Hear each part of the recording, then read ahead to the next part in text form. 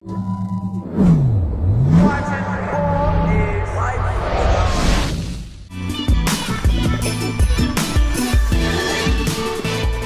to another edition of the In the Paint Show presented by Ballislife, episode 151, special edition here, talking about the biggest thing in grassroots basketball traditionally on an annual basis, the McDonald's All-American Game and its selections for the 24 special players. Here with all my co-hosts for the first time in a long time, maybe ever. We got our guy Horace coming in from Atlanta. Horace, how are you doing? How are you doing? I'm doing great. I'm doing great. How are you? I'm doing good. We got Umana in Texas, and we got our girl Chelsea coming back from a big week of basketball, and she is in Israel, as you guys all know who listen into every episode. How are you guys doing, Ani and Chelsea? Man, I'm doing good. You know, just a busy day, as you can imagine, like trying to get rosters early, articles, all that. I know you've been on the grind with it. So, you know, but boss lady, how you feeling? I know you've been putting up triple doubles and everything. So, oh man, I'm sore. I'm tired. I had a week, but you know, overall it was decent. We had a big win last night. We didn't get the big one last week in the Cup Championship, but overall decent week. I'm still here. I get a massage tomorrow. So, you know, I'm not going to complain. Yep. Well taken care of. That's good. That's good, Chelsea. Yeah, we're not going to spend too much time on that, Chelsea, because you know you don't want to bring that back up what happened in the last week. So let's just move forward and look at a little bit. We'll start off with the W and a couple items in women's basketball we're going to hit, and then we're going to get into our main topic, which is obviously the McDonald's All-American Game selections. So I guess at the top, one of the greatest players, if maybe a top 3-4 player of all time, is retiring. Talk a little bit about that, and then talk a little bit about the big trade that went down between the Aces and the Sparks, and then obviously a bigger item with Brittney Griner coming back potentially into this WNBA this upcoming season. Yeah, absolutely. Well, you know, last week, Maya Moore finally came out. It's been 4 seasons since she played in the WNBA with the Minnesota Lynx, and she finally came out on Good Morning America and said, you know what? I'm hanging up my shoes for good. I never gave the official announcement until now, but the time has come for me to let the world know that, you know, I'm kind of done playing. Anybody that kind of follows the W and knows her, you know, knew that she probably wasn't going to return to the game. Sure. Considering why she walked away, you know, she got married a couple years back to a guy that she actually helped free from a 50-year prison sentence, who was wrongfully convicted. They ended up getting married. She recently had a child. So she kind of stepped away for great reasons. And, you know, although we know how talented she is and what she's brought to the women's game, I really didn't see her coming back. So it's nice that she finally let the world know. She certainly will be missed. Kind of like you said, Ronnie, she's definitely the greatest player of my generation. I have her, you know, arguably at the top just because of all that she was able to accomplish in her tenure. Like, you know, she retired early, but she did pretty much everything there is for a basketball player to do. She's a 3-time Olympic gold medalist. She has 2 NCAA championships. She has 4 All-Americans honors, 4-time WNBA champion, Rookie of the Year, Player of the Year, MVP. Like the list just goes on and on. She's pretty much everything. So the resume is stamped. The legacy is, you know, signed, sealed, and delivered. And, you know, congratulations on Maya Moore. Career and her success, and you know we wish her all the best in the next chapter. So, yeah, definitely. Horace, let me ask you a question. Collins Hill Swanee, what did you know about Maya? I got to see her at Nike Nationals. Just happened to be down there in Augusta. Did you kind of know about it? Did people talk about her? Like, man, this girl's going to be the next one. Absolutely. If you remember back, you know, to 2007. One of the best high school basketball games I ever saw was Collins Hills versus Redan in the state championship game. I think it was Maya's senior year.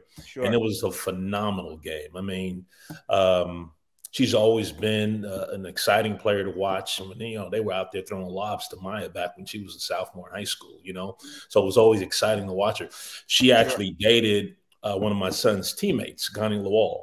So I watched her play since she was probably in 8th grade all the way through college and the WNBA. So, yeah, it was exciting to watch her. Yeah, Gani, I'm assuming, and I'm trying to remember real quick, you went to Norcross High School? Yes. And Georgia Tech. Georgia Tech. He was McDonald's All-American. And that's what we're here to talk about as well.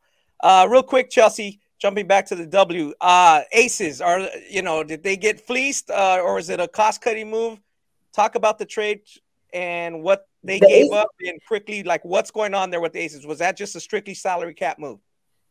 No, the Aces are doing the fleecing. I'm very upset in light of the recent news that came out. The main reason being that Dearica Hamby is the longest tenured player on the Aces roster. Well, not anymore, sure, but she was. She is a 2-time 6 Woman of the Year, an all-star, a champion, somebody who this past summer, when she was up for an extension, actually took a pay cut to buy in and to stay within the Aces culture. She came out and said, I'm happy here. Sometimes happiness is greater than money. I have a daughter, Amaya, who said that she wanted to stay in Vegas. So basically, she made her decision to take less money and to not go elsewhere, to kind of buy in with an organization that she thought, she had found a home with. So sure. This is just another story of basketball being a business. And, sure, I am very much biased, very much on the player's side when it comes to these things, because I know that it is a business. And as soon as the Aces found out that she was pregnant recently, which was unexpected, being a woman, you don't always plan for pregnancy. It's just kind of one of those things that happen. They decided to move on from her, even though she would be available for next season.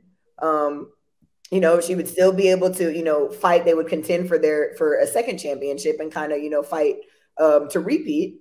And, just in light of that recent news, they decided to move on from her. So I feel it's disappointing because you already know what she did to stay with the organization in terms of taking less money, which she could have easily gotten a lot more money anywhere else.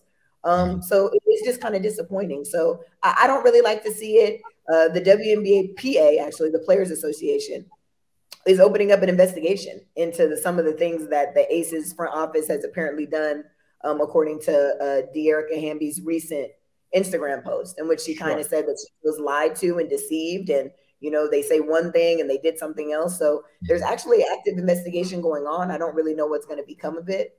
But until then, she has been traded to the Sparks. I definitely think she has opportunity there. They have a new coach in Kurt Miller, who just recently accepted the job from the Connecticut Sun. He's kind of doing his thing, rebuilding the roster, recently signed Jasmine Thomas, who was in Connecticut with him, and brought him to the Sparks. So I think they're definitely going to be a competitive team, but just the situation in general is just kind of, unfortunate considering, how it happened. Sure. So yeah, we'll come back to this. And that's a big topic we maybe have to hit a whole episode on is, has there ever been, I want to ask you, put you on the spot real quick, and maybe you don't know, has there ever been any kind of work-related, workman's comp kind of battle between a player and a club over a pregnancy in the WNBA? Kind of like, like a workman's, problem, like a harassment type of episode. Yeah, not to my knowledge, but I know just the collective bargaining agreement amongst the players has grown tremendously, and they have tried to put in there, different clauses and different rights for maternity leave and different things when women, come across these things. So I know that there's some verbiage in the CBA, but I don't know if it has to do with, with being traded. Like, unless she had a no trade clause, like I think, even though you wouldn't expect the Aces to do what they did, like, they have the right to do it. They have their rights, and if they want to move on, they can. So it'll be very interesting to see what comes to light, in the next couple weeks. Free agency, WNBA is totally booming right now. Players are, trying to find new homes. There's already been a couple good trades. Alicia Gray from the Dallas Wings is picked up by the Atlanta Dream. That's probably one of the most notable. John Cole Jones, former MVP from Connecticut Sun, is now with the New York Liberty. So there's a lot of good WNBA news, and I'm sure we'll touch on that probably next week or the week after. Sure. Because there's a lot to talk about. But most recently, the thing that just popped up today, just so I could mention it really quick, is Brittney Griner. As we talked a little bit in the previous pod, she said that she's going to come back for the 2023 season with the Phoenix Mercury, and now people are kind of raising questions about her security. WNBA players are flying commercial flights. There was a lot of people that were happy to see Brittney return home, but there was a lot of disgruntled people. And we know that, America and these patriots sometimes can be very crazy. You never know how they're going to come across, maybe if they see her in the airport. So they really raised concerns about her maybe having to charter flights. And this is something that the players have been advocating for several years. So they're trying to kind of find some common ground to see if this is going to be a thing for the entire league this season, or are they going to kind of just put Brittney to the side and say, okay, she's going to travel private and everybody else is going to do the Southwest coach flights that we usually take. So the Southwest delay. Yeah. So we'll see what happens. So let me jump in here real quick. Ani, I'm going to put you on the spot because I'm going to put you on the spot a lot in this pod. Brittney Griner, offhand, is it like, is this a huge security concerns, or like, hey, well, what is the problem right now? Because that would be my first contention. What, you know, she's a well-known person. She's obviously, people know who she is. I just can't imagine people are just going to, in an airport with other teammates around and other people around, team personnel, just going to bum rush her. You know, what I mean? You think it's like, wait a minute, this is bigger. Maybe she does need something individualized and private. Yeah, I think right now it's just more caution than anything, just probably for her peace of mind. Now, do I think anyone's just going to just go and bum rush her? And, you know, no, I don't think so. But I do think probably for her, especially what she went through, you know, I understand why, but I don't think anything's going to happen. Yeah, I understand. My first thought is first two, like, whoa, yeah, what is this about? And, you know, is that going to be on her like a private security? Is that the team or is that the league?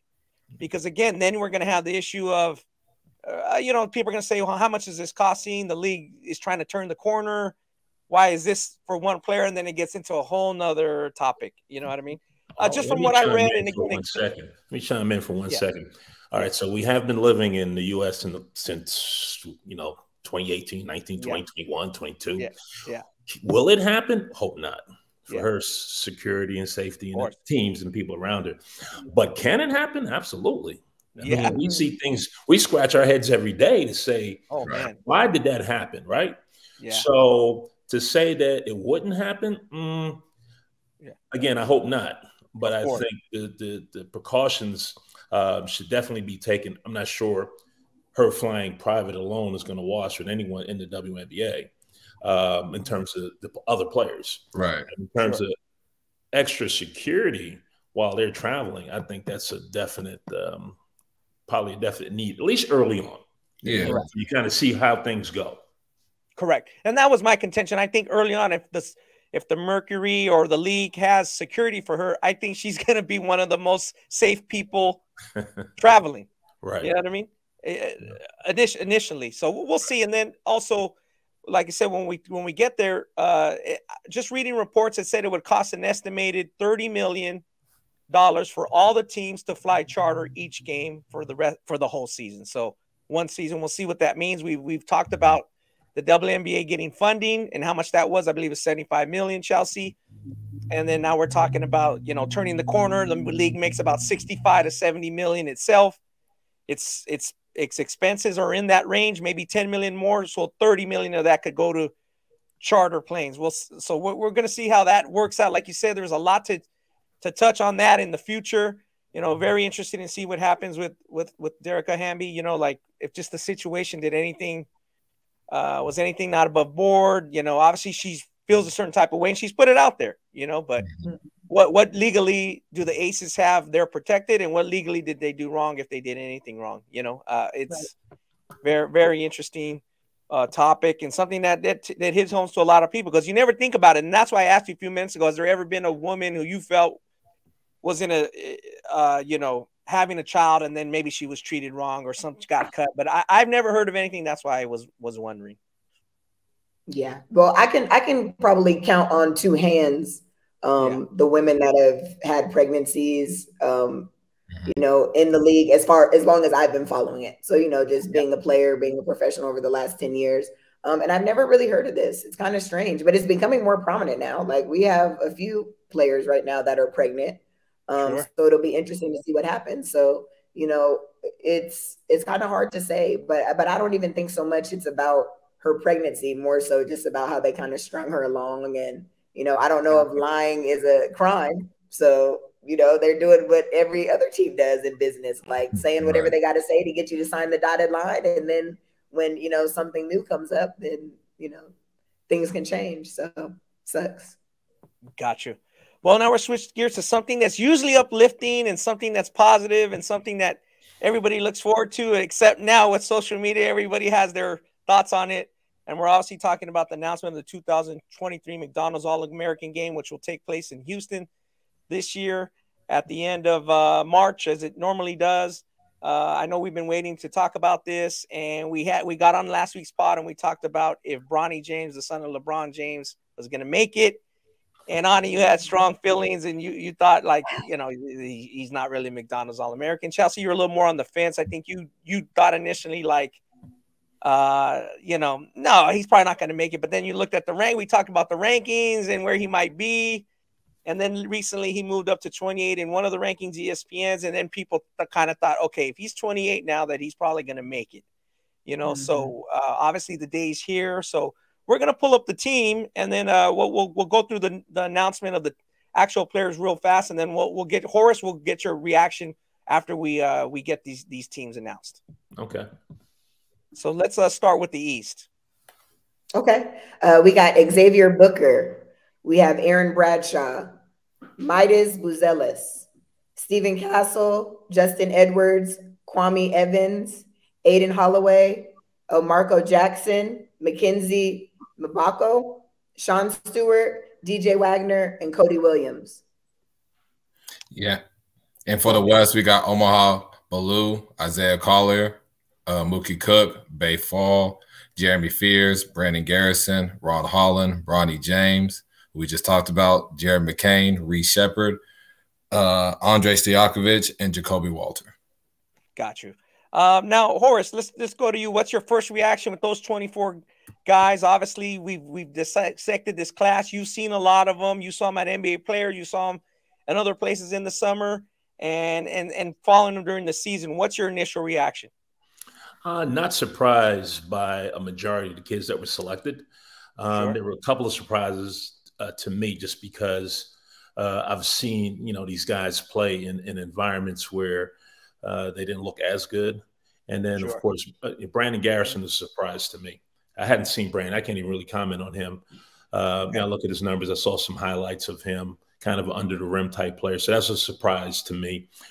Reed Shepard was a surprise to me. I saw him struggle at NBA camp the whole week against consistent level of athletes and light players. He struggled there. I'm a little I'm kind of like Chelsea a little bit with Bronny, only because I think if the guys that put rankings together and scout, if they scrutinized all the players like they scrutinized Bronny, the rankings would be a whole lot better, right? So we wouldn't get guys that were played a year last year in 2022 struggling in college, because they really shouldn't have been player of the year, right? So I think he's better than people give him credit for, and he's not as good as other people give him credit for. But so I'm kind of in between, just because no one else is being scrutinized as much as he's being scrutinized. And he'll never be his dad, right? And who can do that, right? So I'm not saying that he's a top 24 player. Don't get me wrong. He could have been 74. We've had players get selected to McDonald's that were ranked in the 70s, right? In the 50s. This happened. And so I just think the group they put together was pretty good. A couple of surprises, some players that didn't make it. But for the most part, I think the group they put together is pretty good. Got you. Yeah. Ani, do you know, after a week's passed by now, you know, what do you feel now? Like, I think you said it, you kind of mentioned, you're like, Ronnie, you set me up. You kind of thought he was going to be in, and you know, what do you feel? Yeah, you set me up. I mean, you did, but you know, look, is he the ones that are eligible top 24? No. I still believe that. Now, I'm with y'all. Like, I saw Bronny, he's better than what people give credit. Like, he's not just awful. And I've said it before, like, he'll be fine in this game. Now, do I still think he deserved to be in the game? No. Again, like Horace said, Brandon Garrison, seen a lot of him, you know, being out here. That was a surprise one for me. Reese Shepard was one that really kind of caught me a little off guard. Andre Stojakovic, I seen him do good, and you know, kind of those national type settings. So understood that. But Reed Shepherd, Brandon Garrison, that was that one that caught my eye. That was a little surprise. But overall, I thought it was a good list. I thought they hit it for the most part. You know, I don't agree with Bronny James, but I understand, and he's still a good player, right? I'll take it away. Just surprised by it, but you know, Brandon Garrison, Reed Shepherd also was a surprise for me.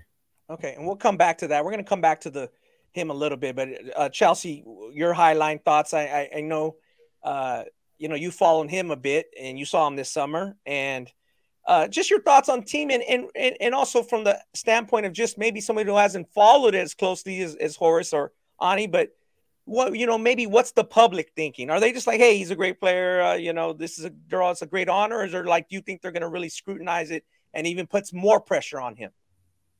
Well, I think the public is thinking that he doesn't deserve to be there. I mean, I've been reading the tweets, I've been kind of following just, you know, people's opinion about his game in general, but I want to piggyback on something that Horace said that I don't think a lot of people think about. Like, Bronny James is under a microscope all the time.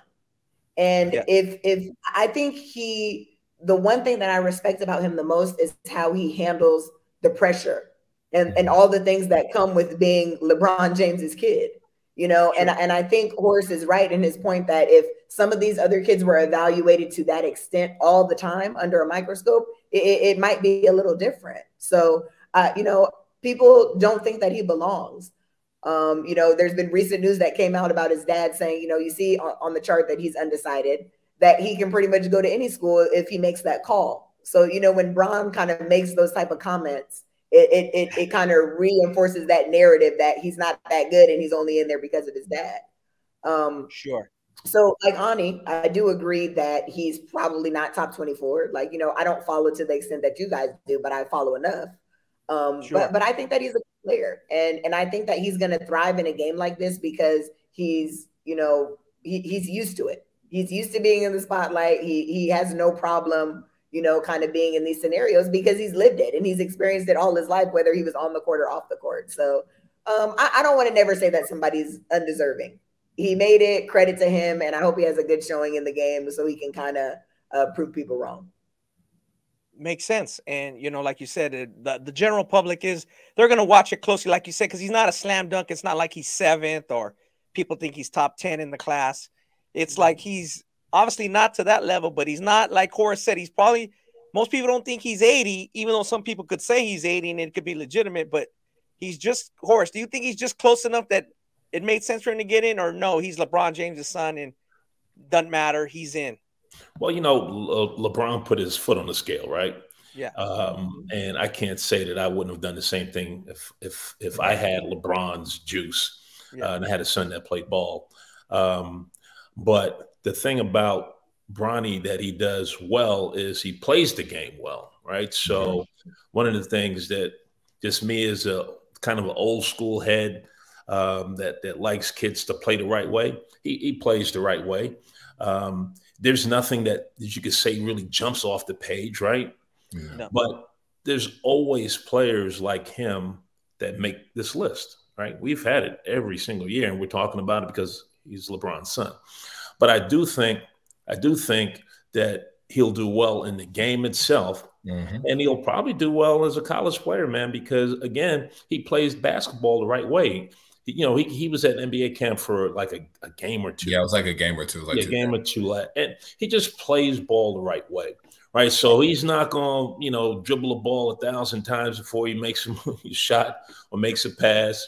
He gets rid of the ball quickly. He does some good things. And to Chelsea's point, kind of following up back to what I said about the scrutiny of him, the point that he handles it well, man, he's still out there like he's having fun. Right. Yeah. It's not like, it doesn't even look like he has this burden, right? It doesn't like he has this burden that a lot of kids probably couldn't handle. So when I look at that, he's done a great job doing that. And I think he's going to be solid in the game just because, again, he's going to play ball the right way. He's not going to do more than than he could do. And he's just going to do what he can do. And that's make good decisions. Definitely. Couple points to that. We had a guest on the preseason Fab 50 show, Horace, Kyle Anderson. Yeah. And he 2012 McDonald All-American, and he was like, man, Ronnie, high school's easy. High school. So what I mean by that is, yeah, he's fitting in now, but the scrutiny is going to get tighter. People are going to have better actual stats and breakdown of his game. Because like Chelsea said, he's going to be watched super closely, no matter what college he goes to or whether he chooses the G League, whatever it is he chooses to do. It's going to be something where people are going to dissect it, and the media, is going to love to jump on it in terms of to see what he's done.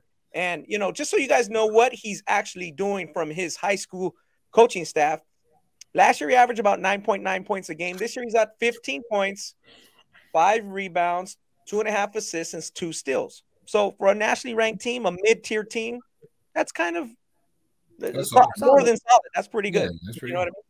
He obviously plays with another guy, Horace, who's probably going to be in this game next year, Isaiah Eagleem. Ironically, they're both a little hurt right now. They're not playing. They didn't play in their last big game. Andrei Stojakovic, we talk about him a little bit.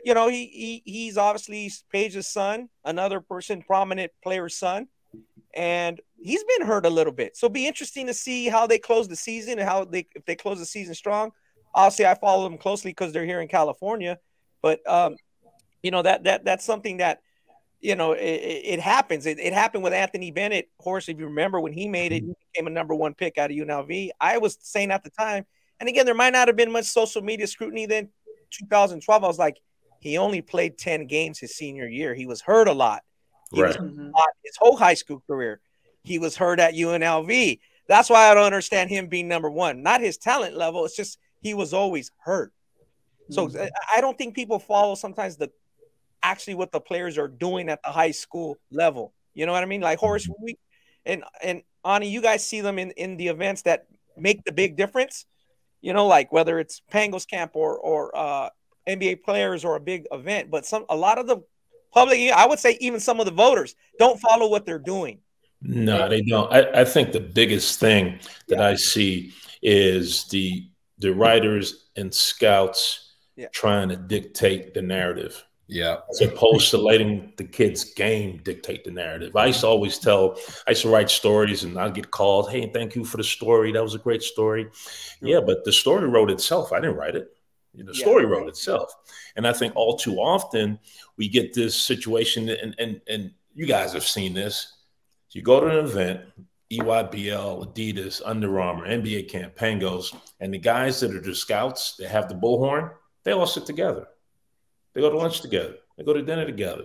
And they talk about the same things. And all of a sudden, everybody's singing the same tune. And it's like, okay, is that real? Because, I just think, because I see some of these players that are top 10, top 15, and people that I know personally that I say, kid is not that good. And when I say not that good, don't get me wrong. I'm not saying that the kid is not a Division I high major player. He's not top 10 good. He's not top 15 good. But they stick with this narrative. I had a scout tell me one day that I asked him, why is it that you will say this about this kid, this same 6'10 kid, and not say the same thing about this 6'10 kid? His response was, I've seen enough of this kid. Well, isn't a 5-star player supposed to be 5-star all the time? To me, that's me. Right? Because you could be a 3-star player and have a 5-star moment. Just like in the WNBA, you could be an all-star player this week and not really be an all-star player, right? You just had that strong week that you look great. And I think too often, once they get that narrative written, they just stick with it. Yeah, it's hard to get off it. Like kind of what we said, like you mentioned at Players Association, Pangos, etc. A lot of the decisions are made at dinner, like you said, Horace, or who do you know, the influence, who can influence people? I was talking about that with somebody, and we were talking about Pat Graham, Horace, and Greg Graham from Indiana. And we were saying how they were a top 15 player in their class and some other guys were killing. And I go, yeah, because when Bobby Knight went to dinner with these guys, what do you think he's saying? Who do you think they're trying to curry up to, trying to gain influence with, so that all makes sense what you're saying there. It's not a big group of people. No, that make the decisions, and it's hard to get off that. So the main thing that caught me with this team is it's a great thing, and he's deserving, obviously, is DJ Wagner. And Horace, this goes back to you a little bit. He's the first father, son, grandson combo to make the McDonald's All-American game. 1981, his grandfather Milt, his father Dujuan in 2001, and him this year, DJ Wagner, going to Kentucky. So, you know, congrats to them. That's just wow. I mean, there hasn't even been that many father-son combos. There's been 9 of them, including the 2 that made it this year. You know, obviously Bronny being one of them, and then DJ being the other. And Horace, let's just go back for a minute. Milt, 1981. That's you. You're coming into college. You obviously think you're one of the better players in the country. You got some scholarship. Tell us about your scholarship offers, how you choose UMass, and what did you know about the other 1981 McDonald's All-Americans? Well, my recruiting was all over the place. South Florida, San Diego State. I tell a story. You might remember this, Ronnie. Grandpa from the Munsters. Yes. So we're playing a game in Riverside. Gauchos out in Riverside playing. Yeah.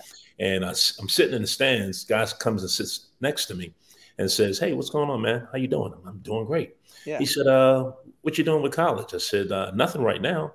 He said, "What do you want to go to school at?" I said, "I'm not quite sure." He said, and I look over to him, and it's Grandpa from the Munsters. And he had an AAU program. He said, "I'm gonna have San Diego State come out here tomorrow to come watch you play." And sure enough, they came out and offered me a scholarship. So my scholarship offers are all over the place. Recruiting at Oregon State when Steve Johnson was there, number one team in the country. He was number one pick, right? I didn't think I was big enough to go to school there. I mean, I went to the locker room. Those dudes are like all 6'10" and, you know, big. And I was like, at the time, 6'4" and 190 pounds. I'm like, I don't know if I could handle this, right? So anyway, I chose UMass because I could play right away. And I started from game 1. So thinking about Milt, he'll never admit this. We actually had talked about this. When I looked at the roster, when you said, "Hey, you know, when did you graduate?" I looked at the 81 roster. I actually played against, which is rare, right? Yeah. There wasn't a lot of AAU events where you had all these teams come to one location. Right. I actually played against half the guys and with quite a few of them. We beat Milt Wagner Jersey team with Billy Thompson, right? Yep, the rising junior. Yep, 38 points. Oh, man, you guys, we beat you by 38 points. We lost the shit after we won it, and we played against Ewing and them in the championship game and beat them, who also played with us. That story that I just told you out there with the Munsters. Ewing was on our team. Oh, wow. So if Ewing's there, a lot of college coaches are going to be there. Yeah. Ewing. Pearl Washington was on that team. We had a nice little crew, man. It was an enjoyable time. But, I played against a lot of those guys on that roster. So it was interesting. Fun. Yeah, most people wouldn't think that. You would have to dig deep and know that. Obviously, Milt played in the 1981 McDonald's game in Wichita. Just so here's, it's pretty funny. 4 for 12 from the field, 1 for 2 from the line. Milt had 9 points. The East won 96-95. The great Michael Jordan hit 2 free throws in the last minute. He got fouled, hit 2 free throws. The West actually had a chance to tie it. They missed their free throws. And the funny thing about it, we talk about Jordan and kind of his career, and he's going to take it personal. And his mom was a little upset. He didn't get the MVP, Horace. Oh, really? I didn't know that. Our guy, Adrian Brantz, who comes out on, college game day from DeMatt, that got the East MVP. Jordan got 30 points, which was the record for almost 20 years until Jonathan Bender came by in 99. That's 19 years. Right. And Jordan had that record all that time. And that was just one of those things where he was put it in his back pocket. And I think the big thing for him in high school was not being in that Street and Smiths, Horace. That was the big thing. That was the big thing back then. He wasn't in the preseason Street and Smiths. And I don't know how they missed him because our guy Brick says he was terrific as a junior. He was obviously an all-state type player, and he used that. He used those 2 main things as big motivation going into his freshman year at North Carolina. And then he wasn't on the cover of the McDonald of the SI as their preseason number 1. He was the only starter, not on. You know what I told? I had a player. I think Dean Smith was playing that perfectly. Right. I had a player that. That a former scout told him, "You're nothing but a low major player," right? Kid ends up going to Kentucky, ends up having a big junior year. Jody Meeks played with him just a little bit, right? And his dad would always bring it up. You know what I'd say to him, like 2-3 years later? Yeah. He always brought that conversation up. You know what I said to him? I said, "You won. You won. There's no really need to talk about it. You won that whole conversation." You know, I'm sure our guy is probably saying to himself, "I was dead wrong." Yeah. It was funny, that story, because obviously he wasn't in the top 500, which is just a bad look. Right. You know, some people, like you said, that's Bob Gibbons, our buddy Bob Gibbons, obviously elevated Jordan at the end of his senior year, and so did everybody else. Dave Kreider, he was All-American. He played in the McDonald's. He played in the Capital Classic. It feels to me like it was almost a make good. Like, oh, we totally blew this. Screwed that up. And we screwed that up. And then he's going to North Carolina, so that helped. Right. You know what I mean? And then he just used that as fuel. And it's funny, Milt was able to had to sit out that 1 year. That's how he was able to play on that championship team with Billy Thompson and Kevin Wall. So that's a very interesting story in itself. That those three Camden guys, you know, played it for all went to Louisville and played in the NCAA title game that they wanted in 1986. And the only reason Milt was able to play on that 86 team was because he sat out 1 year and was able to play with all his buddies. Was, you know, 3 of the top 7 guys in rotation from one high school. That's pretty awesome. It's rare. Something you would more see now with like an IMG or Montverde. Right. You know, back then that was pretty amazing. And I don't know if you remember, Horace, they were wearing the Pro Keds. Louisville was rocking the Pro Keds. What did you rock then? I wore them. I had canvas cons. Yeah, so then obviously Camden wore the Pro Keds as well, like trying to be like Louisville. So some of the things that go on now went on back then. But then obviously we go to Dujuan. I think the bigger thing is we talk about Bronny and how good he is. Obviously LeBron's one of the best players, high school players ever, maybe the best. Dujuan was a national player of the year. And like I was telling Ani, and I get your comment on it, like DJ has a chance to be the national player of the year. It's not like it's borderline. Like to have a father-son who may be the national player of the year. Just talk a little bit about that and DJ. And then, you know, like there's no debate there. It's not like something people are going to debate in that, you know, oh, is this anything of deserving or whatnot? Let's talk a little bit about that, Ani. Yeah, I mean, you look at DJ, just someone that's always been on top of the, you know, the rankings in his class for, you know, let's say like sophomore year. He's having a really strong season with Camden.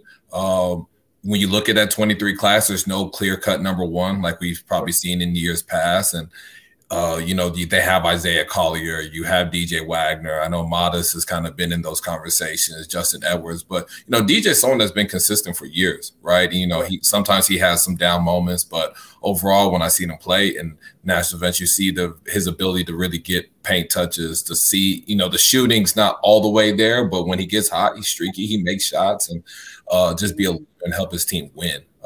We talk about a kid like Bronny. Obviously, he doesn't come under the scrutiny like Bronny, but DJ, with the family basketball bloodlines that he has, does receive criticism when he does have bad games or when he's not really playing like a 5-star, and he's received it well over the years. He was getting hyped up. I remember hearing about him in middle school, right? Like, you know, Dujuan Wagner's son got next, and so for him to even, you know, handle all that, to still be a guy that's arguably number 1 in the country in this class. If he's National Player of the Year, it just wouldn't be too surprising. Yeah, that's pretty awesome. Yeah, just the chances of you and your father or you and some of your family being a National Player of the Year is something that you probably should talk about. I think it's been outdrawn a little bit by all this other things that we have going on. Right. Just for him to be just having a great, you know, pretty good season. They have a big game against Imhotep. Might be kind of a number 1 or versus number 2. Right. Horace, talk a little bit about that. If Justin Edwards is not number 1, he's obviously going to Kentucky. They're going to play here on the 28th, Camden versus Imhotep. It might be your guy down in your neck of the woods from Wheeler, Isaiah Collier. Talk a little bit about that, Horace, and just kind of where did he start from, and then, you know, kind of where he's at now. I mean, he was always highly thought of down here in Atlanta. He kind of drew national attention over the last couple of years, had a really great summer at the different events he played in where he got MVP. He's a talented passer. great vision.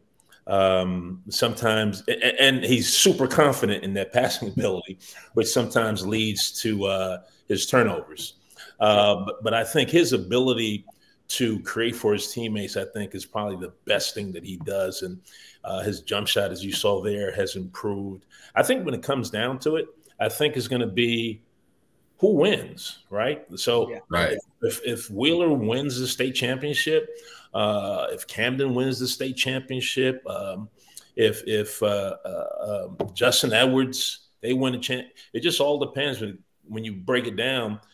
If they win, who gets the prize, right? Who gets the roses? And I know Wheeler has struggled some. They played a heck of a schedule so far. Yeah, they have played. Right. Yeah. I do think they're the best team in the state by far. They got another kid, Arrington, that's going to USC. They got a kid going to Iowa State. They got some good players. So I think if they could finish strong or stronger than Camden, because, Camden still has to, Jersey still does that end of year, the champions, I can't remember what they call that, but everybody kind of in the mix. Mm-hmm. If they win that, I think the edge will probably go to DJ. But I'm a Georgia guy now, from New York, but I'm a Georgia guy now. So I got to go with Isaiah Collier there. I got to play the home team. Gotcha. Yeah. Like you said, we still have Wheeler in the Fab 50. They're 11-6 right now. I mean, look at these losses. Me and Ani talked about them. Columbus, Imhotep, Paul VI, John Marshall, Sierra Canyon, Gorman. So they've been in the mix. Obviously, we have Camden still sitting at number 10. They've lost 2 times, and they got that big game against Imhotep coming up. Horace, real quick back to 1981 or that time. Did you guys know when the team got announced? Did it get announced this early? And did you hear anything about it? Or obviously you'd played against some of them and knew some of those guys. How do you kind of recall the early 80s? Like, obviously there's not as much information traveling as fast. What did you recall about like the early years of the McDonald's game? I mean, McDonald's game, really the big thing for us, Street and Smith was the huge thing, right?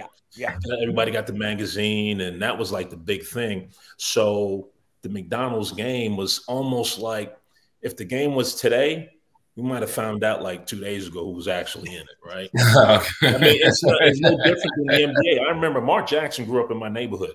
Yeah. He got drafted in the first round. We're all looking around like, what? Mark got drafted in the first round? Like, there was no conversation, about any of that, right? The things just rose on its own, right? There was no foot on the pedal for anyone, back then. So it was a different time, different place. And that's why when you had guys, whether it's, we knew Nigel Miguel from L.A., from right? L.A. We were living in New York. There was just word of mouth. Pearl Washington was word of mouth. Oh, Pearl was could big. you imagine social media back then with some of those guys? So we were always like surprised and happy. Derek Chivas is one of my good friends to this day. Lived in the neighborhood and he got selected, and we were all like, "Oh well, man, great, congratulations, man." When did you find out? Like, they didn't find out until a couple of days before. Actually, the day that they found out, like today, right? So it was an exciting time for those guys when they got selected. No one kind of knew what was going on going into today.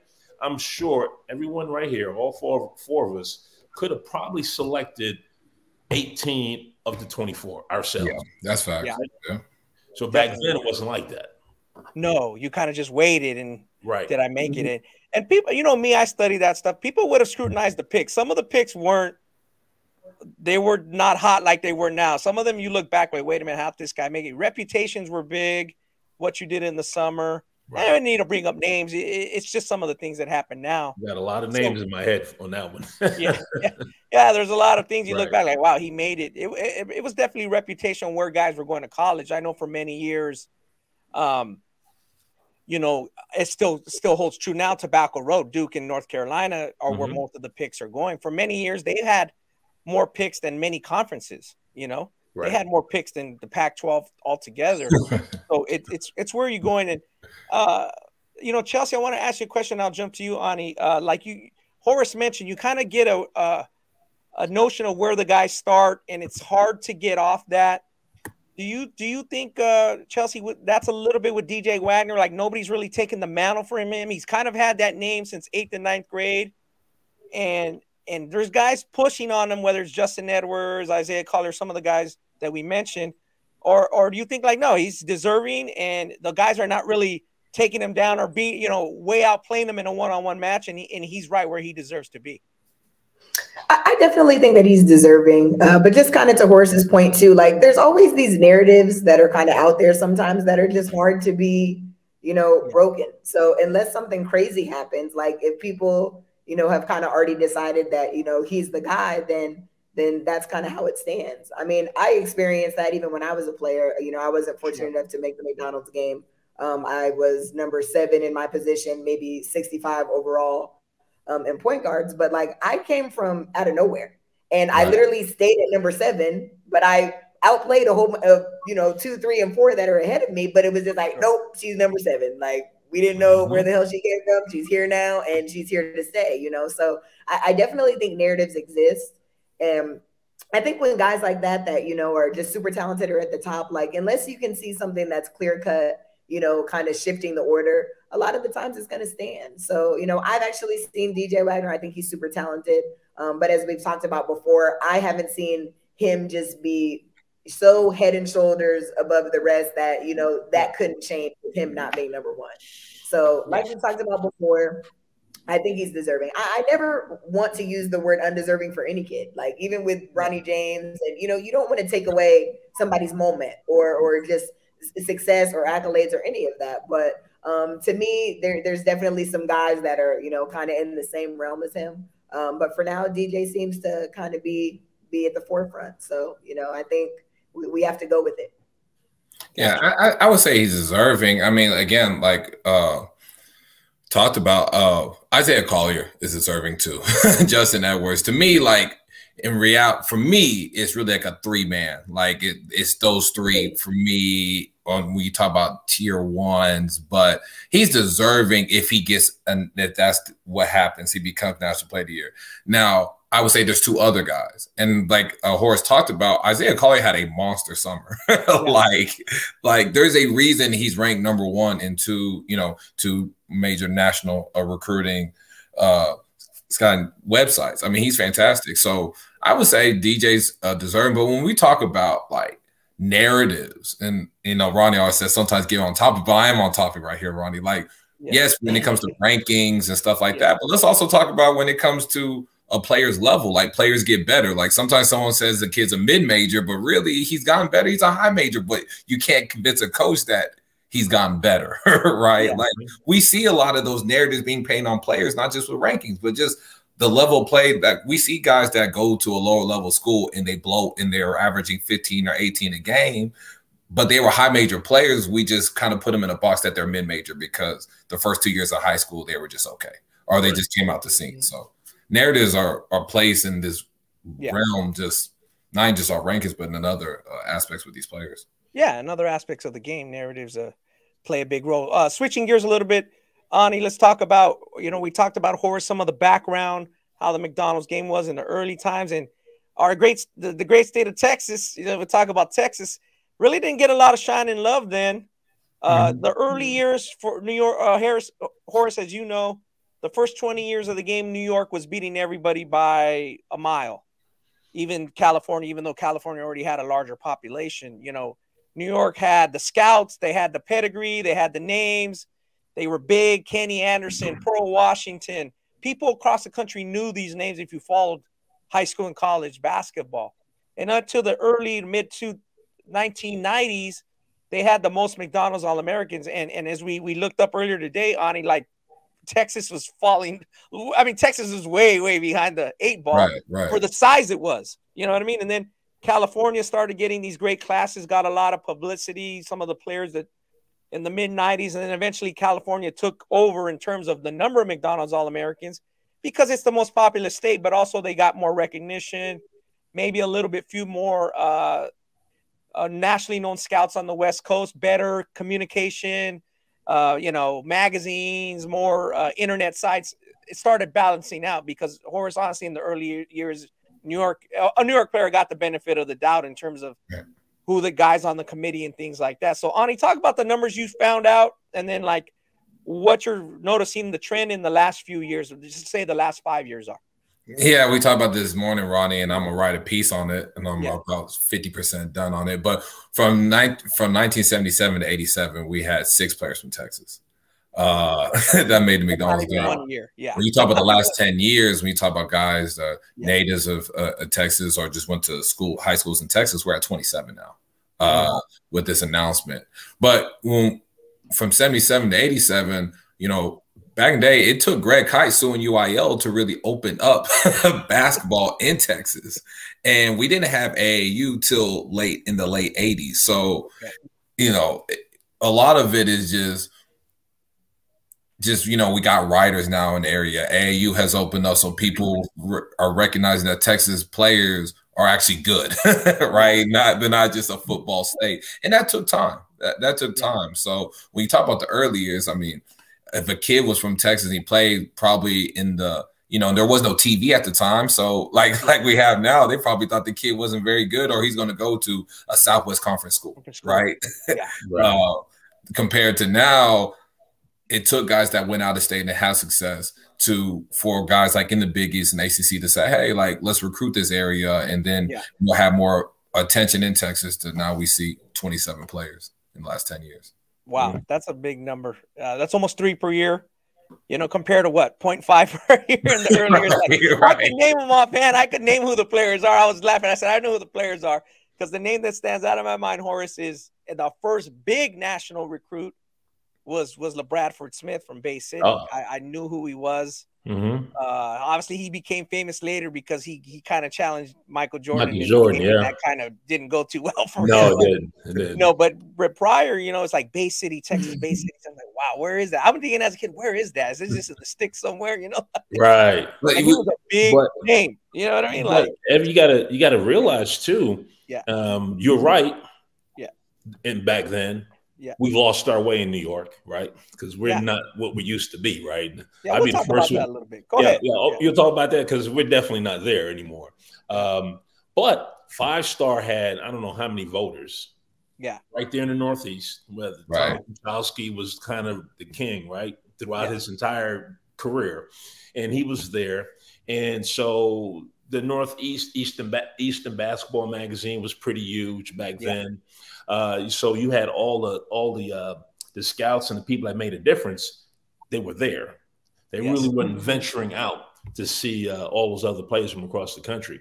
Now, I think the New Yorkers were deserving back then, and I think they're deserving not to have as many now, because they just have not produced, to me, the level of play that was taking place years ago. Yeah, I mean, to keep it short and sweet. And Texas is doing their thing. Yeah, we've kind of like talked about that, and I'll tell you a quick funny story of Texas. Bob Gibbons obviously was a chairman of the Nike camp committee for a while there, Horace, in the 80s into the early 90s, until they split up and Sonny went his way with ABCD and Nike continued on. His coach, DJ Mail, I'll never forget. People in Dallas knew how good Larry Johnson was, right? And he was a 9th grader starter, and this coach was like, you guys got to come down and see it. And it's kind of to what you're saying, Horace, and Ani, you touched on it. Like, oh, a guy in Texas, I'll get down there if I get down there. So he kept begging Bob to get down there, dude, this guy's a really good player. So he might have been in the top 100, right? And the #1 player at the time was Marcus Liberty. Everybody knew him out of Chicago, and he's a Chicago player. King had the hype behind him, King High School. So every marketing thing was good. He was in Sports Illustrated in a big spread, and Bob went down to see him, and he was like, "Yeah, okay, I can see how good this guy is." And he goes, "I got a big problem though." And he's like, "What's your problem?" He's all, "I can't put him #1 because he is #1. Because how am I going to put him from unranked to #1? I'm going to look like a moron." You know what I mean? Like the whole industry's going to look stupid, even though this guy is #1 because. Like Chelsea had mentioned, and kind of like we touched about, Marcus Liberty was already there and been there, and people thought he was #1, and he had all the hoopla and the hype behind him. But people in the know knew that Larry was probably the best player in the country. you know, and he later proved it. I mean, he didn't take him long to prove it. Even though he had to go to the junior college ranks, it didn't take him long to prove it. And I think too, Ani, what you're saying, you know, Larry's recruitment and guys down there, they thought coaches around the country probably thought we can't snag players from the Southwest Conference. They're getting bags. We can't. What are we going to go in there and try to get them for? We're wasting our time. I think that was a little bit of the notion then. And as you said, as that kind of calmed down, that conference broke up and things maybe got a little cleaner. Like people thought, okay, there's more in depth and there's great players all around, you know? Yeah, absolutely. And TV helps, right? Like TV helps. And the players in Texas got to see what's outside of the Southwest Conference. Like you talk about LeBron Smith, who went to Louisville, who had success, right? That's part, even guys like Chris Walker that went to Villanova. Those guys had success, so that let players that are after them, like, okay, I don't have to go to U of A, Dressman, or TCU to play. I can go, or Texas, I can go, you know, out and play and have success there, which in reality may have crippled some of the Texas teams, you know, like, but just to go on, we're saying, like, people from outside didn't think they could get a Texas kid. It took Texas kids going out of the state for them to realize, like, there's good players in Texas and they can get them. Yeah. Yeah. Chelsea, to your point on the girls side, when I'm thinking of 2'8", we've talked about it before, but I'm thinking more 2'7" because of Maya. And we mentioned Jasmine Thomas. I heard you mentioned Jasmine just a little at the top of the show. When I looked at back and when I'm looking at it, I was like, okay, Maya's the best player in the country. Like, and Jasmine, I remember people talking about her. Our buddy Harold Ben saw her at a Nike event, and it's like, I didn't think anybody was going to knock them off. Kind of to you said, no matter what they did, Jasmine was the highest rated guard in that class, and Maya was the best player. And Maya did prove to be the best player. Like, did you have that sentiment on the girls' side? Like, was there like a certain pecking order, and then like, man, no matter what we do, like those are the chosen ones, or those are the golden girls, and like we're catching them. Some girls did get outplayed, but like that narrative was already written. I still think it's the same in terms of narratives, like, you know, but with certain people, they absolutely got it right. Like Maya was head and shoulders better than everybody. It wasn't close. It wasn't up for debate. So there wasn't anything anybody could do to kind of knock her off that top spot. But just at the time, you know, you guys are talking about just kind of recruiting in certain areas and players going different places. Like, for a while, there was just a dominance between top schools on the women's side that all the players wanted to go to. You know, that run of just Tennessee and UConn. And if you're a top kid, like everybody wants to go there. Doesn't matter geographically where you live, where you're from. Like, these are the schools that, you know, the players want to go to. So I just think it's interesting. Now we see a lot more just parity in women's basketball. And I feel like it's always been a little bit more prevalent, like on the men's side. Like I think of, you know, all the stars in the NBA now that have come from different places, like, you know, John Morant from Murray State and you know, Damian Lillard from Weber State. Like, you know, we didn't really have that in women's basketball until kind of recently. Now you can pretty much go anywhere and shine, regardless of the narrative. It's usually right for the top 10 to 15 girls, in my opinion. It's not really, there is pretty much tiers, as Ani talked about. Like, I feel like it's pretty accurate for the top 10 girls. For the last several years, it's been pretty accurate. But I just like that these girls are kind of getting their game off and going to different places. So now we're kind of seeing South Carolina reign supreme in terms of just being a powerhouse, which we saw that with UConn for years, which we saw before UConn, it was Tennessee. You know, a couple of other schools were in the mix, Notre Dame, you know, people trying to fight for championships. But now girls are going, you know, pretty much to any school. They're being way more competitive. You can see girls from mid-majors to, you know, even a girl at a HBCU got drafted in the last draft. So women's basketball is just kind of shifting and changing. And you kind of love to see just the growth of the game. But for the most part, I think those narratives with certain players are just always going to be there. And I don't think that that's going to kind of go out the window as the year goes by. Yeah. I recall the early years of the girls' McDonald's All-American game, which started in 2002. And the influence, there was definitely influence in the West and California, the big AAU programs. I could kind of see that with some of the girls that made the game. And like you said, a girl from Vegas, such as yourself, was going to have a much harder uphill battle. I just remember a lot of the California girls gotten a lot of recognition, whether it's Jasmine Dixon, Nikki Speed. Obviously, Sade was deserving a little earlier. You know, there's a lot of girls that were, you said they went to the big schools. And it just seems like now in the Western bases, I don't know if it's the rise of Centennial, you know, Centennial High in Las Vegas. It seems like the girls in Vegas get a little bit more recognition, maybe in the last 10 years than in the first 10 years of the game. Would you agree with that, Chelsea? Yeah. Yeah, definitely. And even in my time, like, you know, Vegas has had some McDonald's All-Americans. Like, we had Italy Lucas, who was a class. North Carolina. Yeah, she's a little bit older than me. But, you know, she was a McDonald's All-American. My best friend, Monique Oliver, who is a year younger than me, she was a McDonald's All-American. Ashley Gale, who was my class, who ended up going to Texas, she was a McDonald's All-American. So we've had a few people sprinkled in here and there. But Vegas is definitely on the come up. We have a girl, Sam Thomas, who went to Centennial, who you know, got drafted recently, was a rookie for the Phoenix Mercury this year. So you're definitely seeing a shift, and you're definitely seeing the West kind of, you know, well, Vegas, I guess, because California has always been pretty prominent. We're having some people, and it's good to see. But like I said, I'm just a fan of the, you know, the parity between women can go anywhere and really shine and be stars and still make it to the league. And I don't feel like that was something that was as prominent when I was coming out. Like, the top girls went to the top schools, and it pretty much, that's what dictated the draft, in my opinion. And just to make a quick note on that, when I was going to UC Santa Barbara, good program, probably the best program in the Midwest. They cracked the AP top 25 a few times. This is 95, 96, 97 in that time frame. And I would tell people, I was like, guys, these girls are pretty good, but they're light years behind Tennessee. They're not even in the same ballpark. Tennessee's 10th best girl would be the Big West Player of the Year or like first team all conference. And they kind of were like, well, wait a minute, these girls are good. They're 25-1 or whatever they were. I'm like, dude, it's the depth not there. Those top 2 or 3 programs, which was Tennessee, UConn at the time, was like they're way light years ahead of everybody else. And like you said, it's totally changed.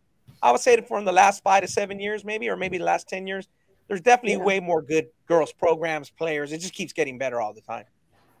Yeah, and just one more quick point. I just think the effort going towards recruiting women has changed as well. Like, you know, the NBA has a lot more resources. They have scouts that, you know, they can fly pretty much anywhere to find somebody. Even times these guys are going overseas to look at Victor, to let, you know, the women's game hasn't really always had that. Like, I think we're starting to use the resources a little bit better. You know, we're starting to get more exposure. So some of these girls are playing on TV and, you know, kind of more in the forefront with social media and highlights and clips and stuff like that. And that's what I really believe is the difference. Like, just, you know, being able to push people from different places and different teams and girls being able to get their game off is what allowed, you know, kind of the narrative of women's basketball to just change. Because before it was simply, okay, who plays for UConn, who plays for Tennessee? They're going to have 2-3 draft picks, you know, and it kind of goes from there. So I really like what we're seeing. And there's a lot of talented girls. And the 2024 class specifically is going to be crazy. Girls from all different schools, but very, very prominent, and ones that are going to come into the WNBA and help teams right away. Makes sense. Going to put Ani and Horace on the spot a little bit. I'll pull back up the team. We'll start with Ani. What guy deserves to be on this team that's not on the team? You can take one more look at it. Simeon Wilcher. Simeon Wilcher. Yeah. He definitely deserves to be on here.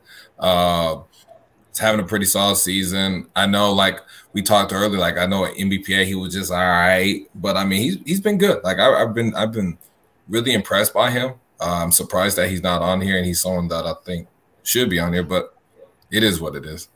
Sure.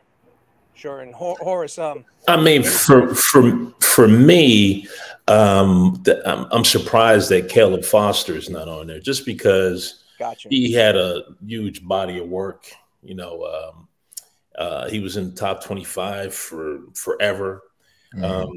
Still solid, you know, player. Still playing well. Don't know how great he's been playing. Don't know how consistently he's been playing. But I was surprised not to see him on there. Got you.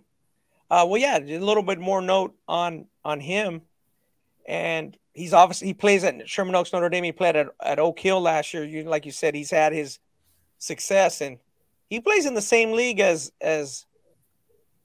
Bronny James at Sierra Canyon, the Mission League. You know, they've had their ups and downs. He's had some good games. He had a big showcase game against Jared McCain, who's going to Duke with him. Obviously, they both signed with Duke. We obviously have a lot of the high-level schools. Obviously, look at these 24 guys that, you know, the Kentucky's well represented, Duke's well represented.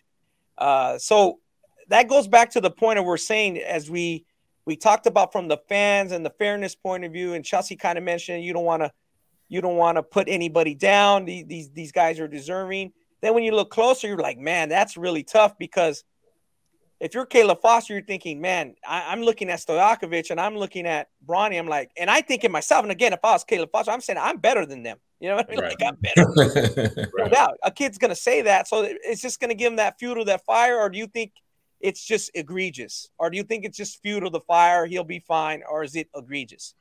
Well, I mean, is there a player that I could select off the roster to say he can replace him? Absolutely. Yeah. But, you know, it happens every year. I think it's going to fuel him. I would hope it would fuel him, because, you know, again, he's done his body of work, right? So that should speak to something, his body of work. And I think he's got a very good body of work. And I just think, you know, he's a competitor. I've watched him play since he was a freshman, playing with one of the Under Armour teams here in the Carolinas. And I think he's going to take it as a challenge. He's going to take it as a challenge to show that, hey, I belong there. Every year we see it, right? The kids that belong there that end up like, wow, he wasn't McDonald's. Yeah, but, you know, it happens all the time. You see it. I think Chelsea kind of alluded to it, you know, in terms of small college players making it in the NBA. Sure. You see a lot of guys that aren't on this list that are going to be in the league. Yeah. A lot of these guys on this list won't be in the league. Yeah. Correct. So to me, if you're a competitor, it's going to be, I'm taking this thing and I'm going to walk onto that campus next year with something to prove.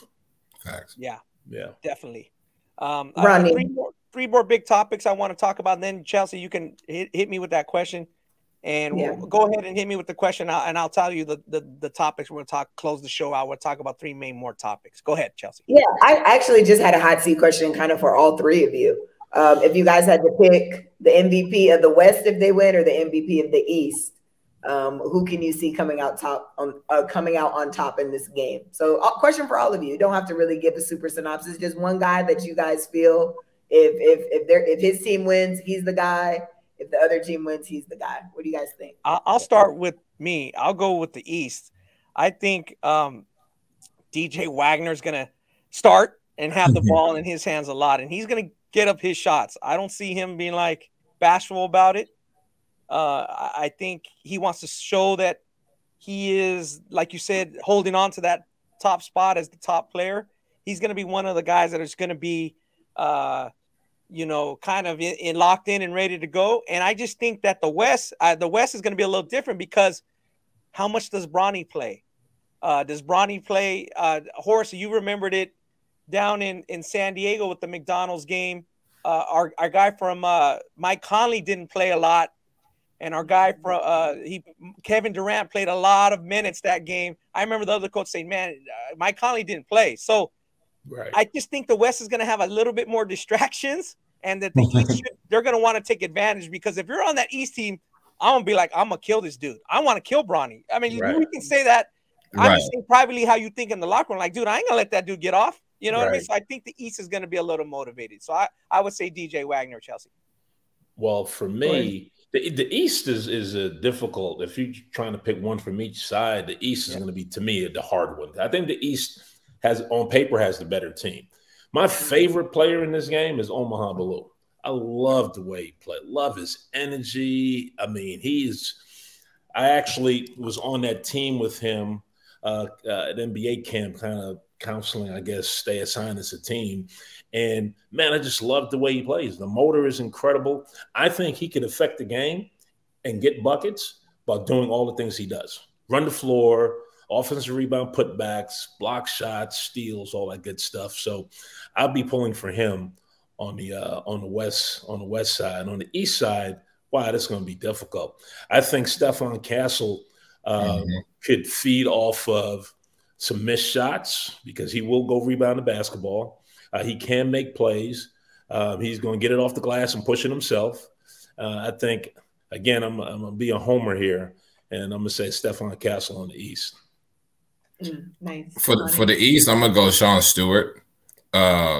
Just because I like his energy. I think he's just going to be someone that's collecting a lot of offensive rebounds, finishing, run the floor. He's kind of doing those things, getting a double-double. For the West, for me, it's two. I think it's like Jared McCain, who's a scorer.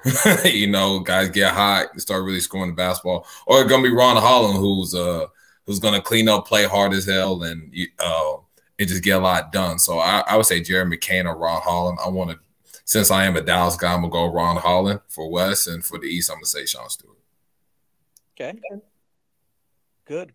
Again, so we're all over the place. So in other words, like we said, anything can happen in this game. You know, it's not like some of the games where, you know, Horace, the games used to be centered around a guy where he, you know, maybe one of the top guys where he lit. I'm thinking right now off the top of my head, the Ron Curry game that was in Virginia for Ron. It was kind of like built for Ron Curry. It was.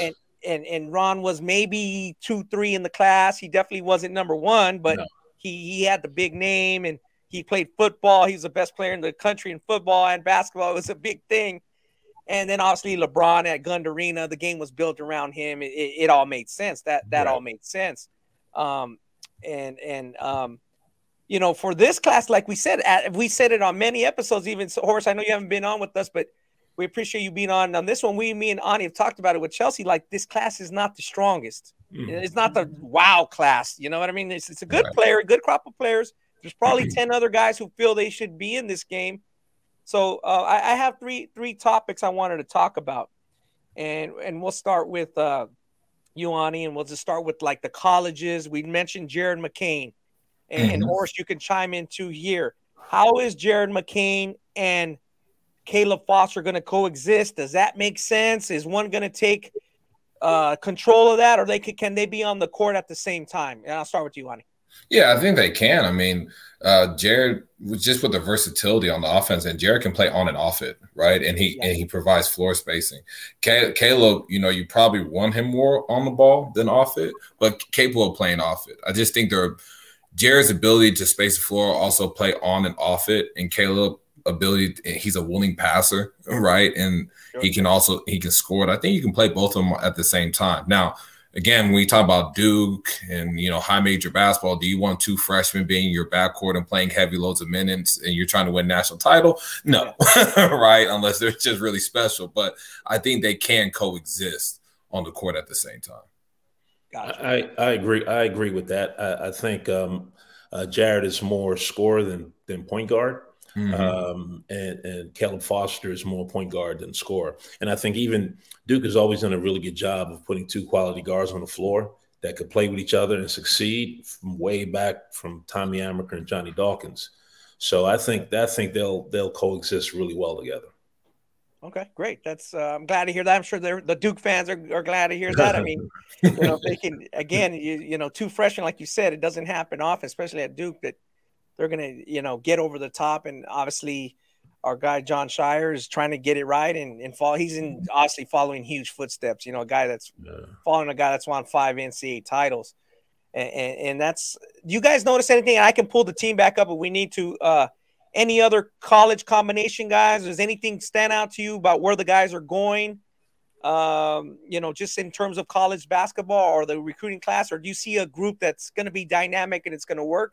Or even a group that, oh boy, it may not work with the combos they're bringing in. I'll put the list back up.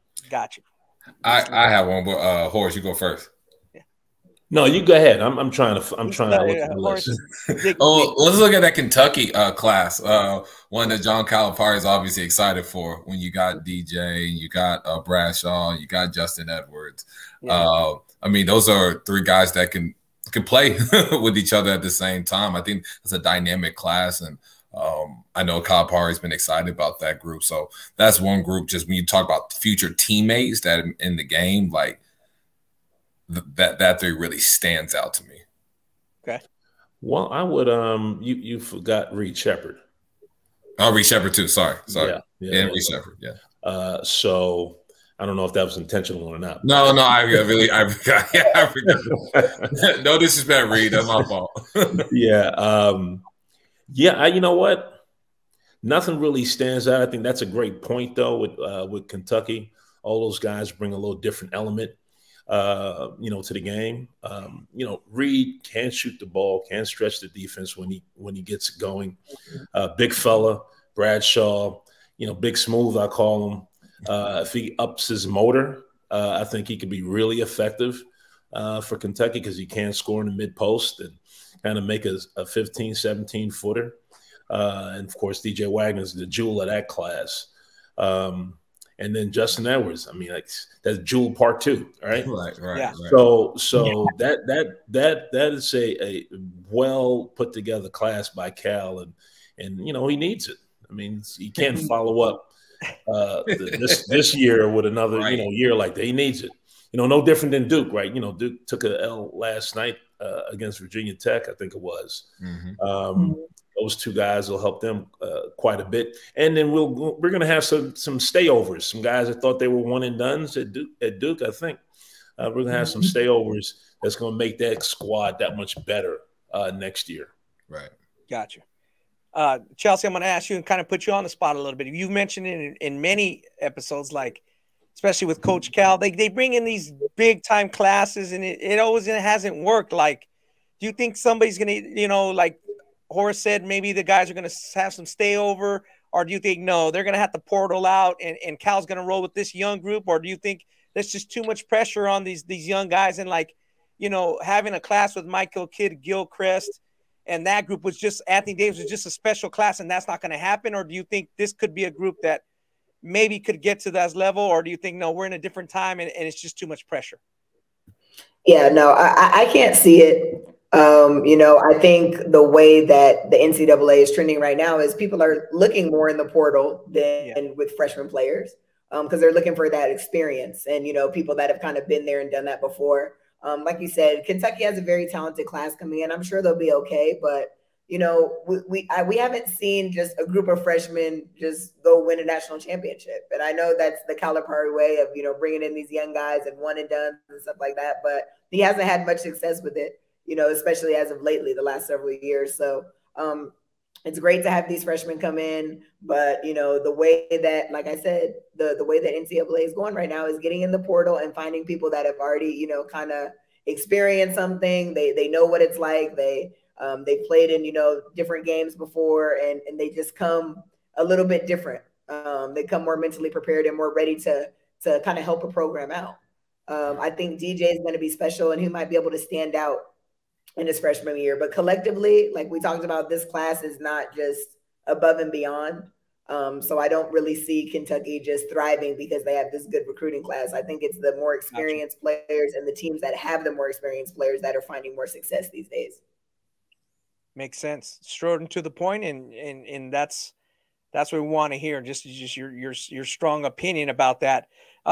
Just to keep on the topic of this game and some of the classes and what's going on. Obviously, you can go to ballislife.com. We're going to have more on all this detail of what we're talking about. And you mentioned having a McDonald's All-American or a strong class, Chelsea. Well, there's only been 3 NCAA championship teams that hasn't had a McDonald's All-American. And it kind of goes to your point.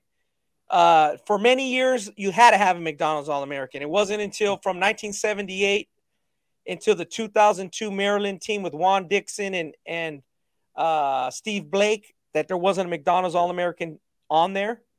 And then it jumped up to 2014 with UConn, where those guys kind of got hot. Those 2 guards in the backcourt got hot and wanted in Kevin Ali. And then 221 Baylor. So it's happened 2 times in the last 10 years, what never really happened before. And it's to your point, Chelsea, that 2021 Baylor team was made up of transfers, guys that were maybe not at the McDonald's All-American level, but it fit. you know, and it worked, and they were a great team, and they got it done. So maybe that trend is gonna continue. Ani, do you see that trend continuing? Just like, you know, it's more the makeup of the team and having a couple older guys, that especially that are real dogs on defense and really get it done defensively. Yeah, I think that's definitely going to be the trend for the foreseeable future. We didn't talk about Cal, but Cal's also been hitting the portal, right? Like you got guys like Xavier Wheeler and other guys. You know, he's even kind of going to that trend more. So I think still you're going to talk about it's just how the makeup of the team. You're going to need some older guys. Going to need a mix of young guys that maybe if they're not even one and dones, that they're guys that will be there for 2-3 years that play a role for you winning. So I definitely think that's still going to be the way teams are assembled going forward. I think sometimes when you see teams that have just a heavy portal, not saying they don't have success, but obviously like that following year, right? Like they're replacing so many guys, where I think once you get teams that have a good blend, it's what fits. Makes sense. Yeah, you know, that 221 Baylor team definitely fits the mold you're talking about, Chelsea. You get players from all over, you get some under-recruited guys and some transfers, and it works. Let's talk about this, and we kind of mentioned it with the father-sons, the hype. Chelsea, you mentioned it last week, and it may just be to this recruiting class. It could change. Obviously, Mikey Williams didn't make this team. He probably wasn't, you know, in the running. He as too far as making this team, but his social reach. Obviously, Jared McCain has a big social reach, and Bronny. And Chelsea, you mentioned it. They're not really selling out this, you know, this venue is not going to be what it once was in terms of attendance. So wanted to mention that real quick because we're talking about Bronny and his dad. So let's just talk about, I just want to hit these numbers and we'll just talk about this briefly. When Bronny played in the game, it was at Gund Arena, 18,728. Because he was going to the NBA, the 2 All-Star rule didn't matter, so he played in whatever he wanted to. So he hit the round ball, Sonny's round ball, 19,678 at Chicago Stadium. Then he played in our guy Bob Gagan, rest in peace, Bob Gagan, who started the McDonald's game. He played in the Capitol Classic, which was at the MCI Center in Washington, D.C., which, you know, the Jordan brand was kind of the apparel sponsor, and it was known as the Capitol Classic. 18,424. So that's, you know, basically 20K per game, and people saw Bron 3 times. Horace, you know, talk about this. We've had the pandemic. We didn't have the game for a couple years. You know, the Jordan brand maybe had a couple thousand in Chicago last year. Is some of the luster taken off because of the COVID? Is it the game and the way it's being promoted, or do we just simply know more about these players now compared to like the years you were talking about with your buddies in New York? Talk a little bit about that, and can it change course? Are we ever going to see 18, 19,000 for this game? You know, what's your prediction there, and what's your thoughts? I think you're on mute, Horace. I think the biggest thing is we see these kids so often. Right. So it's no longer special, right? So, you know, LeBron, when he came to Dino said that thing out in LA. I can't remember the name of that thing, and it was sold out, packed, Paulie Pavilion. That was like, we don't get to see LeBron, so let's go see LeBron. Sure. Right? We've seen these guys ad nauseum, right? So really, by the time, you know, the game comes about, it's like, well, you know, what am I going to see that's different than what I've seen, you know, before? So I think that's the biggest thing. And then when they're not playing, we're seeing them because they're on social media. To your point, Mike Williams had a huge following. Obviously, he's not in the game, but Jared McClain, Bronny, huge followings. So they're constantly in the public specter. So I think the game itself, from a fan standpoint, is probably, they may not ever get back to that unless you have a generational type talents game. You know, if they allowed my man, I was just going to say that, Victor. So Victor plays at the Nike Hoop Summit. How much people are going to be there, Horace? They haven't seen him. He's like the Wizard of Oz, right? So if I'm living in Portland, I'm going to that game, right? Because I hadn't seen him in person. I've seen him on video a couple times. I hadn't seen him in person. Yeah. He came down to Vegas, Ronnie. How many people were there for that game? Ooh, that's why I don't know. Like, I don't know if Victor could even get that. Did they promote Victor when he came to Vegas? Yeah, because he played Scoot Henderson. They played the G League. They played it where the G League is at. Man, that thing was empty. Really? Your thing was not very bad. Wow. Okay. Again, that wasn't it happened quick. People didn't know about it. Again, it was in the middle of the week, a Tuesday, Tuesday, Thursday. Yeah, Tuesday, it was like Thursday. Maybe it was, my birthday was the next day, so that was it was a Tuesday. It was a G League game. They don't really get that many fans. Yeah. This is a high school all-star event, so maybe a little different, Horace. A little different, I think. Maybe. I hope he does play in the Hoop Summit. On the world team versus the U.S. team. That would be, and that would be something where I know the Americans, the 10 Americans chosen for the U.S. team would really be fired up, because who wouldn't want to play against Victor? You know what I mean? Right. Yeah, so that's gonna be something to watch. Yeah, I don't know. Like, I know, Chelsea, you're kind of shaking your head like, hey, we're not going back to 19,000. Like, no, it's just a different time. Social media has just watered it down, like Horace said. Like, you see so much of these kids. The social media has created a lot of delusion too. Sometimes you see these highlights and then you see the kid in real life and you're like, what? This kid's not even like that, Yeah. So it's just totally different. It's just different times. To Horace's point, maybe years from now there's going to be another generational type player. But we haven't had that in the last couple of years. Maybe it's Victor, but even then, I just can't see these astronomical numbers that Bron used to pack these arenas. I can't see it happening again. Maybe it will in my lifetime, but not anytime soon. Right. Got you. Yeah, that, like, to Horace's point, the game is still great. It's still a great honor. One more topic, and we'll get out of here. Appreciate everybody tuning in to the episode 151, the McDonald's episode. Congrats again to all the 24 guys. It's kind of the elephant in the room we're talking about, and there's only one guy, Bronny, who hasn't decided where he's going. We hear these comments, and this is more to the recruiting side, the landscape of it, the business part of it. And Bronny got in the game, which I'm not surprised. I think, Anna, you're still kind of like, damn, he got in the game, but it is what it is. I think, Horace, you kind of expected it. And he hasn't decided a college. He has the G League option. He has any option he wants because his dad is wealthy and he's not hurting for much in terms of monetary type of things. But Horace, so I guess we'll start with you. When you hear that Oregon is not really recruiting him, but LeBron is saying, "Oh, I'll just pick up the phone and solve that issue." If you're a college coach, what does that do? What does that mean? And are you holding your breath? Is it like, oh boy, where is this recruitment going? And when do you think it's going to all come to an end? When do you think he'll kind of have to make his announcement? And then, like, is he just holding these schools hostage, or is just LeBron trying to make it seem like his son is wanted by all these various colleges, where really people think he may just come down to one or two that are realistically where he's going to go? Well, I think the easiest, smoothest transition probably would be the G League. Yeah. If I'm the head coach at Oregon, I wouldn't want to, because Phil make this call. Bronny's going to Oregon. I wouldn't want to be under that type of pressure. Right.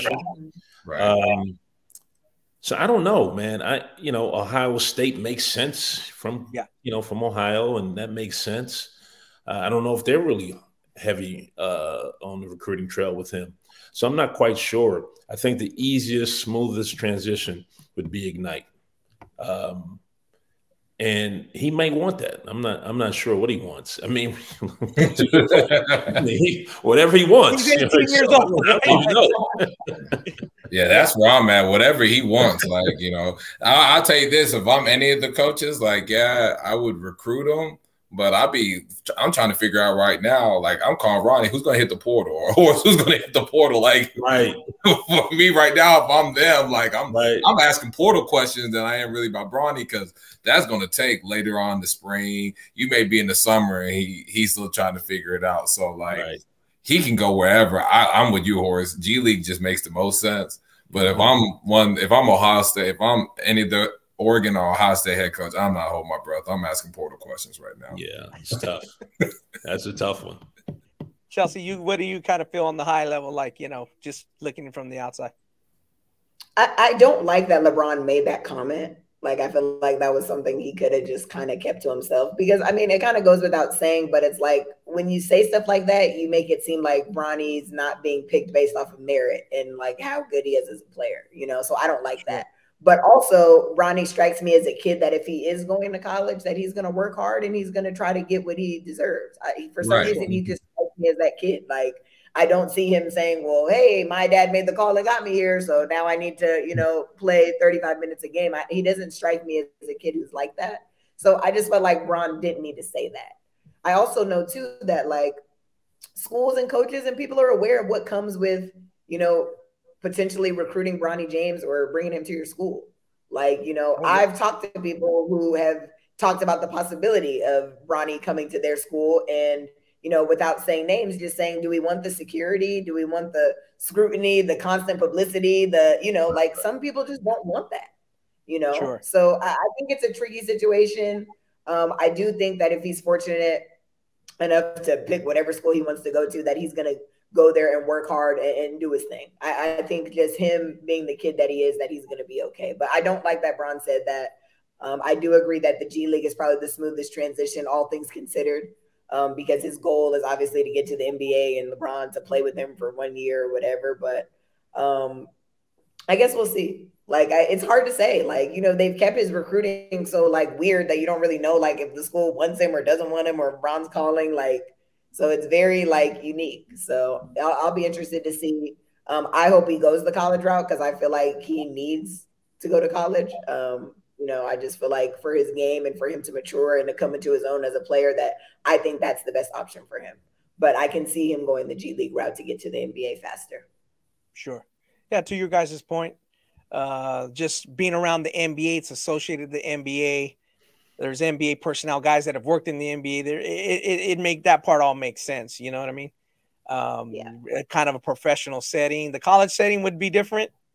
I can't see it being other than, like you said, Horace, Ohio State, maybe maybe Oregon. Like, but just from the college coaches standpoint, Nani, you talk to college coaches. I mean, like to Chelsea said, why would you say that when we're working hard, we're recruiting? Like, it just makes it seem like if you're a parent of another highly regarded player, you're like, you might feel some type of way, like, damn, my kid's not even really getting a fair shake here. Like, all this dude's got to do is make a phone call and he's going to be on that team. Like, did that come off wrong? Like, is that just too much of that in basketball? And then we'll just talk about that in basketball. Or like, hey, is that just the way the world works? And you got to know what the cards you're dealt.